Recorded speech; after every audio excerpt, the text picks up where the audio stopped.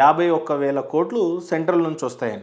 అలాగే స్టేట్ నుంచి వచ్చే ఆదాయం ఎంత, ఇటు ట్యాక్స్ రూపంలో అలాగే ఇతరత ఆదాయాల నుంచి వచ్చేది 31,000 కోట్లు, 145 కోట్లు, 31,000 కోట్లు. టోటల్గా చూస్తున్నట్లయితే 1,76,000 కోట్లు రాష్ట్ర ప్రభుత్వం నుంచి వస్తాయి. టోటల్గా చూసినట్లయితే ఎంత అప్పుడు 2,27,000 కోట్లు అంటే రాష్ట్రం నుంచి సెంట్రల్ నుంచి వచ్చేది. ఇప్పుడు షార్టేజ్ ఎంత, 2,77,000 అంటే అటు ఇటుగా ఒక 74,000 కోట్లు. అందుకే బట్టి విక్రమార్క గారు ఏమన్నారు, మేము 3,04,000 కోట్ల బడ్జెట్ని అచీవ్ చేయడానికి ఇంకో 70,000 కోట్లు అప్పు చేస్తాము అని అన్నారు.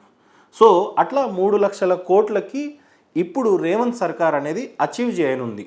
కాకపోతే ఇక్కడున్న టార్గెట్ ఇందాక మీకు చెప్పినట్టు 1,45,000 ట్యాక్స్లు వస్తాయని చెప్పారు కదా. గత ఏడాది 1,35,000లో 1,12,000 మాత్రమే అచీవ్ చేశారు.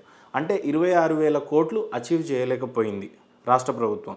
అంటే ఈ ఏడాది కూడా 1,45,000లో మళ్ళీ ఒక 30,000 షార్టేజ్ ఉంటుంది అనుకోండి.